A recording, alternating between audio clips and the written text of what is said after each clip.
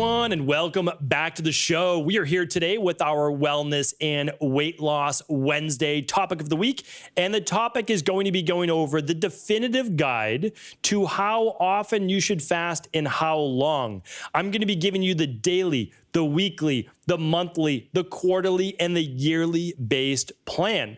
So I'm going to share with you who fasting is right for and for how long and how many times to do it throughout the year. I've gotten these questions many times and I've actually answered them sporadically through different podcasts, but today I'm going to be able to refer back to this podcast as the one that is teaching people what natural hygienists and traditional naturopaths have been teaching people throughout the ages. We've talked about it in Ayurvedic medicine.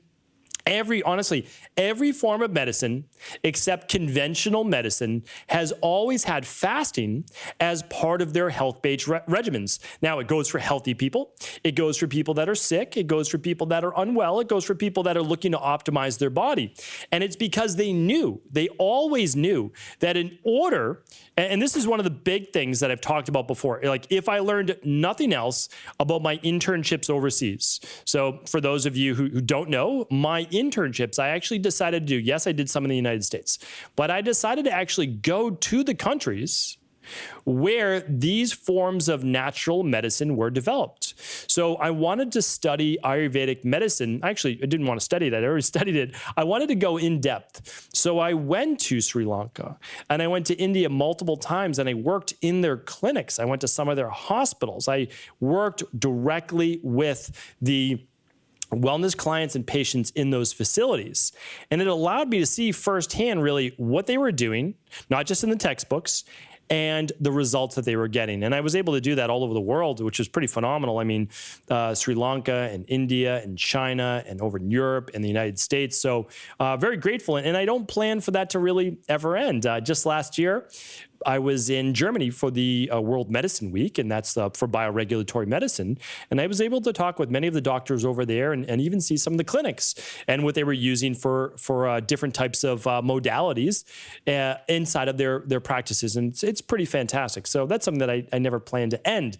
But what I wanted to share with you today is that during those internships and during me studying all sorts of different types of natural medicine and what I now call Integrative Health Practitioner Institute today is where we teach this to anyone who wants to learn, is that every form of natural health has what's called a subtractive method, meaning they understand that the body gets well sometimes when less is done. Now, I know that seems kind of strange, but what happens is the body is oftentimes overwhelmed. Now, what I try to do in my book, The Rain Barrel Effect, was simply teach these principles through analogies, which I believed that anybody could really get and grasp and then be able to teach their children as well. It's like the more stress you have, the more EMFs you're exposed to, the more toxins you're exposed to, the more chlorine that you're exposed to, the more fluoride that you're exposed to, the more all of these things you're exposed to, the less sleep that you get. All of this builds up and it starts to fill up your rain barrel. Now, if you're like me, well, your rain barrel overflowed at 17 years old. Now, it had been building for years. 3 years of straight antibiotics, over 3,000 capsules of amoxicillin swallowed. I was on Prilosec. I wasn't sleeping. I was stressed out about taking my SATs and trying to graduate with all honors in school and like all these type A perfectionist types of things. And my body just broke down. It literally broke down. My immune system started to shut down, and that led to what was an absolute disaster for my health, but it led to where I am now, which is understanding the principles of how the body works. And so I had to empty my rain barrel in order to get well. Well, there's a lot to it. There's no doubt about it. I talk about it in the Rain Barrel Effect, but what I want to share with you is the cornerstone of every single natural health-based modality. It includes some type of fasting. And since we've been doing this now for thousands of years, I can assure you it should be a cornerstone in your life as well. So let's go over exactly how to fast, who it's right for, and how many times of the year to do it. So the first type of fasting is what's called an intermittent fast, okay? So it's not quite a long fast. It's an intermittent break in eating. That's all that it means. Fasting means you're not eating, you're not consuming calories essentially, okay? We'll go over some caveats to that in just a moment, but here's the thing. An intermittent fast, and I have I probably have about 20 podcasts on intermittent fasting, all different types. And should you skip breakfast, not skip breakfast? If you don't skip breakfast, what time should you have breakfast? So I'll link those up today. You can just go to stephencabral.com/1811, which will be the 4 types of fasts that I talk about here today. All right, so the first one is intermittent fasting. Now, this happens on a daily basis. It's basically when you stop eating at night to when you begin in the morning. Now, if we're looking at the research, and we're also looking at what we have in terms of real world results, we know that most humans, again, I can never give something for 100% of people. Anybody who tells you that is lying to themselves. But I can never give you 100%. But let's say somewhere around 99% of people should be doing a 12-hour or more fast. So it's not as difficult as you would think. In the beginning, I thought it was nearly impossible. Like, oh, this just seems way too much. Especially me back in my natural bodybuilding days. I was like, well, you're telling me that I need to keep eating. I need to keep my muscles fueled, all those different things. Well, here's the thing. Again, 99%. So unless you're hypoglycemic, you have certain medical conditions, maybe you're a bodybuilder, you want to stop eating around 6 p.m. at night, maybe even a little bit earlier if you can. And then it makes it extremely easy to go 12 hours because you're just going until 6 in the morning. So it's not difficult at all. Now, the hard part for a lot of people will be stopping eating 3 to 4 hours before bed, but I can assure you, it is one of the absolute best things that you can do for health and longevity. It really is, because you're going to get better sleep. You're probably going to see your heart rate variability improve. If you don't know what that is, go back to previous podcasts. You will see your deep sleep improve. You'll see your REM sleep improve, your rapid eye movement improve, that type of sleep. So again, I've shows on that. You can go back, you can type in deep sleep, and you'll be able to see all the different shows as well. So here's the thing though. By doing that, by stopping eating 3 to 4 hours before bed, it improves digestion, it improves overall sleep, it's going to improve rejuvenation, it improves detox. Now your body's not working on digestion when it's asleep. If you eat right before bed, now your body has to use energy for digestion. It's most likely going to affect your sleep. It affects blood flow for sure inside of your body because it's going towards your stomach. So again, when you're sleeping, the body is meant to repair and rejuvenate. So let's say now you stop eating by 6 o'clock at night, 7 o'clock at the latest, and now you go till 6 in the morning, 7 in the morning. So that gives us an easy 12-hour intermittent fast. The question is, should you do longer? Well, it really depends now. Are you someone that gains weight more easily? Are you someone whose fasting glucose level, blood sugar level in the morning is typically higher? Or are you someone that loses weight easier, more of that Vata body type versus Kapha body type, and someone that gets lower blood sugar in the morning? I can assure you, just as many people essentially that get the high blood sugar, there's also low blood sugar. So the question is this. If you have specific goals and you're following, let's say, our Fatlocity protocol or something like that, you're going to wait a few more hours. You're going to do more of a 14 to 16 hour overnight fast. But the fast should not go till lunch. So we break the fast between 8 and 10 in the morning for most people. Now, if you look at it though, it's not too wild, right? So if you do what I do, I typically go from, well, not typically, I go from 6 p.m. to 8 a.m. That's 14 hours for me. I have breakfast when I start my day. When I'm about to begin that sympathetic nervous system drive, when my body needs energy for thinking, for mindset, for meetings, for calls. Remember, that's using the sympathetic nervous system as well, work, right? So I give my body fuel, plain and simple. It works great for my body. Some people will go a little bit longer. Some people will start sooner. Back when I was trying to overcome Addisons disease and a lot of the health issues I had, I ate within a half hour essentially of waking up. My body needed that fuel because I was hypoglycemic. So again, there's a time and place for everything. So this is a great way, a great foundation, 12 hours to start. That's on a daily basis. A little bit more for some people. How much is right for you? Well, you'll know with a little bit of experimentation in a little bit of time as well. And again, it can change. So just keep in mind, I could only do 10 to 12 hours before, not even, because I had to eat a little bit something before bed so I wouldn't wake up with accelerated heart rate or due to hypoglycemia, but I was a special case. So, but again, I know that I work with a lot of special cases on this podcast, so that might be you as well. So where you are today doesn't dictate where you'll be 6 months from now as well. All right, so now that was daily. Now what about weekly? Well, Weekly would become what's called a true fast. So every week, and I'm going to link up shows in this today. So just again, for everything to keep it simple, go to stephencabral.com/1811. 1811 is today's show.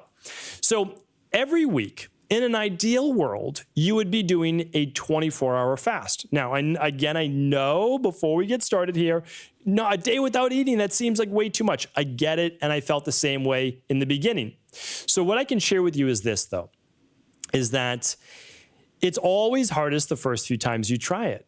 But why do we want to do this? It's a process called autophagy. And in the next couple weeks, I'll actually be going through the 5 stages of fasting. But you really need to get to that 18-hour mark or so before you start to get deeper into autophagy. Is it working at all times? Yes, it is. Autophagy even works between meals. So it's not that it isn't working, it is. So what I want you to do is this, though. This is the easiest way I found to go 24 hours. I do it myself on Monday. You can do it any day of the week that you want. Why do I choose to do a 24-hour fast on Monday? So the reason why I do it on Monday is that Monday is a very busy work day for me. I have meetings all day long. That's my meeting day at work. I don't love meetings. My team knows I don't love meetings, but I have an amazing team. We have a mission that we're on, and we need to get together. And it's very important that we do that. And so it's a great thing that we do. So the meetings are amazing. I'm not saying that, but again, I'm literally in meetings from 10 to 4:15, sometimes 4:30. So I get a couple hours work done in the morning. Then I'm on meetings with my Integrative Health Practitioner team, the Cabral Wellness Stephen Cabral team, with the Equal Life team, and we've got a lot to talk about, right? Because we've got a lot of big things that we're trying to do and help people with. Okay, so there's that part right there. But also, I enjoy an epic cheat meal every single weekend. Now, an epic cheat meal, again, I'm already got my body healthy. You don't want to do this if you haven't got your body healthy yet. But let's say it's Saturday night. It will often be a Saturday night. So Saturday night, I might have friends up, I might have family up, or just last weekend, I went out with my family to a restaurant. We don't go out to restaurants too much anymore. I hope that changes soon. But we went out. I had a great flex meal or cheat meal, whatever you want to classify it at. Pasta. What else did I have? I had some bread. It was absolutely delicious. It was fantastic. I even had a drink. I don't even drink that much. So that was that. And then we split a dessert. So again, my daughters were out. We were having a great time. We split dessert, and it was fantastic. So I'm typically doing a cheat meal over the weekend. So Sunday gives me a buffer day to get my blood sugar back normalized. And then Monday, I do the fast. Now, here's one more tip that I want to give you that I think is going to make it a whole lot easier, especially if you have a family. So I have dinner Sunday night. Try to have it earlier, 5:30, 5:30. Now, the fast can begin. So I don't eat then again until 5:30 or so that next day. So I'm still eating dinner with my family every night. That's the nice thing, because if I sit at the dinner table with my family, it's very important to me to have dinner with my family. So I sit at the dinner table with my family, and they're all eating, and they're looking at me like, why aren't you eating? It can be just a little bit odd. Now, I do that during my detox, and I'll talk about that on the next one. But here's the thing. I do it every single week, so I don't want to skip necessarily a meal every week. You can decide to, may not decide to. It's totally up to you, okay? Because you can get in a little bit longer one, and I'll talk about that on a future podcast, the 36-hour fast, which is fantastic. And I think that, again, I'm going to start to implement that a little bit more. I'll talk about it in just a second. But 24-hour fast, really easy. I have dinner with my family Sunday night, and then I just drink water, or I do my 1 scoop of my daily nutritional support at 8 a.m., at lunch, and then mid-afternoon to get in a lot of water as well and nutrients, and then I have dinner that night. Absolutely fantastic, and I'm going to link up the 1-day reset diet for you. It's a great way to do a 24-hour fast, still getting your nutrients, still probably better stabilizing healthy levels of blood sugar and making sure those detox pathways are open, all right? So you have the either way, water fast, herbal teas, or the 1-day reset diet that I love. Okay, so that is weekly. Again, you can do it any day of the week you want. You could do it a Friday, you could do it a Wednesday, whatever works for you. All right, now the monthly/quarterly, okay? Some people recommend it monthly. It's a 2 to 3 day fast, okay? So it's basically what we do for our 7-day detox, which is every 12 weeks quarterly. Some people do it monthly. I don't know that I recommend it monthly, and I don't believe that most people, they could do it in their life. And so again, there are a lot of PhDs and there are people out there who are absolutely fantastic and we need all that research. And they're like, well, this is what to do. But it's different when you're a practitioner. So again, worked with over 250,000 people, overseeing all those appointments.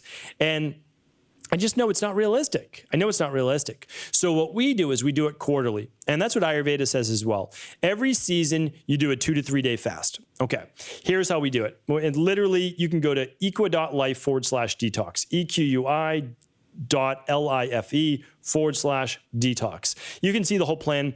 You don't need to purchase anything. You can actually see the plan. We give you basically everything we do. You can do it along with us every 12 weeks, or you can choose to do your own. It's completely up to you. But I want you to know how to do it, and it's much easier than you think. And I've been doing this now for a decade. I honestly believe this is the game changer, because you need to get yourself into a longer state of fasting for autophagy to take place at a much more rapid rate. Again, I'll explain that in a future podcast coming in just a week or two, so stay tuned.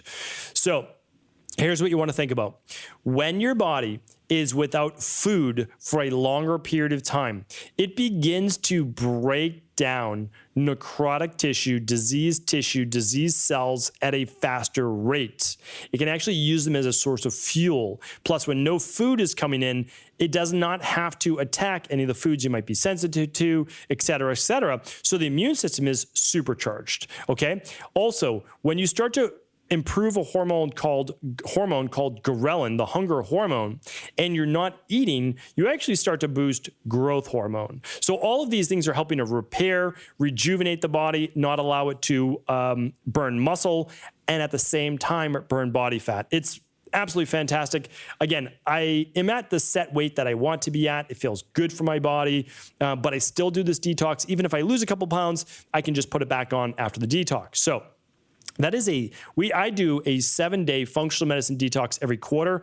Thousands, maybe tens of thousands of people do it with us every single 12 weeks. Every January, beginning of April, beginning of July, and then mid-September. You can do yours whenever you want. It does not have to fall within those exact months. You can do it whenever you choose to. Like, that's the truth. Most people do it before they start a health-based protocol or before they even start Fatlocity as well. So totally up to you.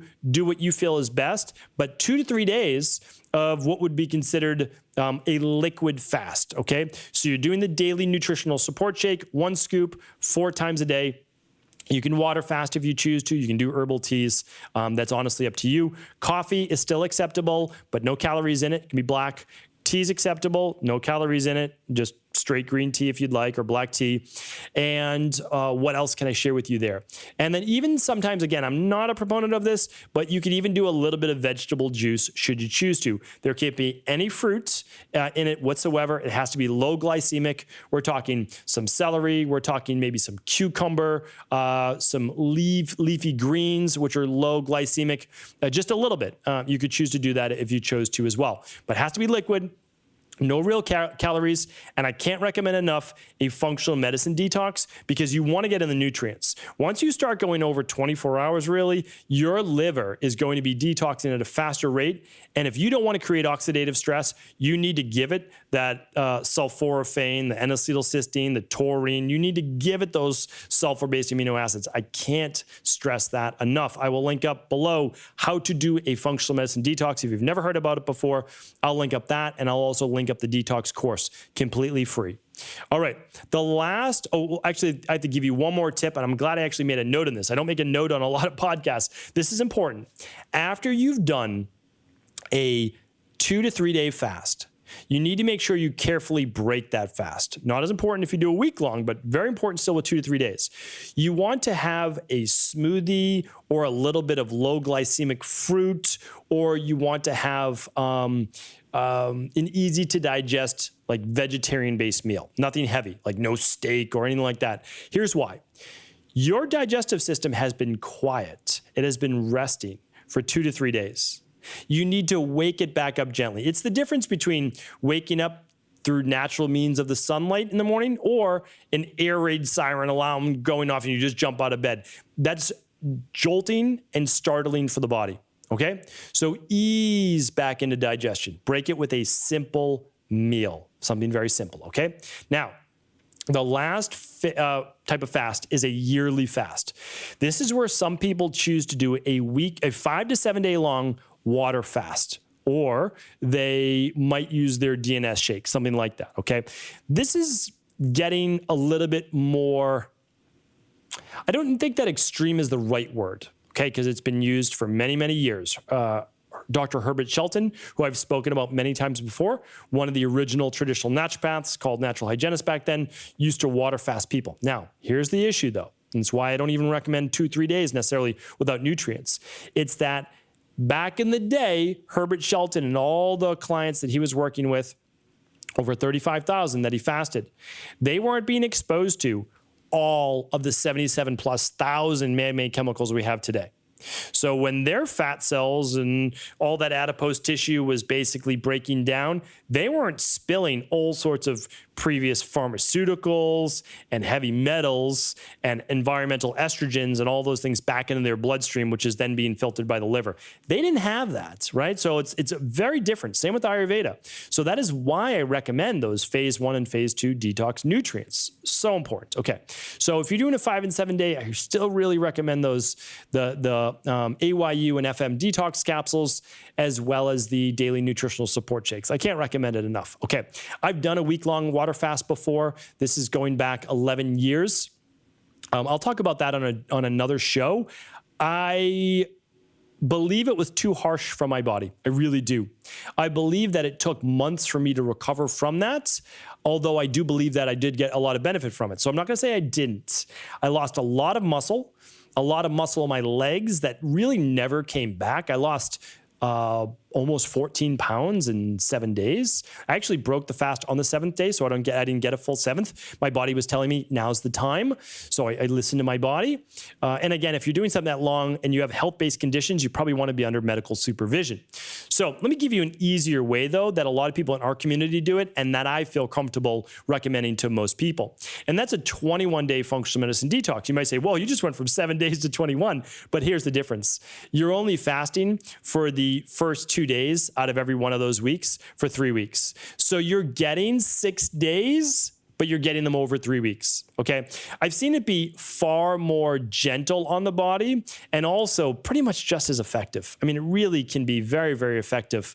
So that's what we do. Again, once a year, 21-day detox, especially for anybody that needs to lose weight, anybody that's dealing with a specific health condition, anyone that's really looking to rebalance the body. If not, you can kind of stick with those 7 days every 12 weeks. That's what I do for the most part. But I have many people in my practice that do a 21-day functional medicine detox every year. And the easiest way to do that is simply complete the 7-day detox, which is the liquid fasting for the first 2 days. And then you're eating lunch and dinner for all the other days, and you're doing a shake in the morning, a shake in the afternoon. So it's really not challenging, and it's not too different from probably how you're living now, but you're getting those accumulated benefits over those 3 weeks.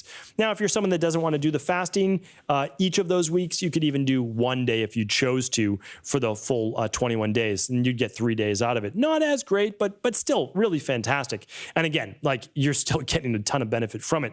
So I wanted to provide you today with really the definitive guide from how people have been using fasting in natural-based health for thousands of years. And I believe that if you follow the daily 12 to 16 hours, the weekly 24 hours, the monthly or quarterly 2 to 3 days, which is 48 to 72 hours, and the yearly 21-day functional medicine detox, or maybe even a 5 to 7 day fast, that you can get tremendous benefit from it. Again, if you're dealing with any specific medical conditions, always talk with your doctor or a qualified healthcare practitioner. And of course, if this podcast was helpful, if this show was helpful, please do feel free to share this information with anyone you believe it could serve. And again, all of the notes and all of the follow-up material will be at stephencabral.com/1811. And for the specific functional medicine detox that we use in our practice, you can go to equa.life/detox. Take care, everyone.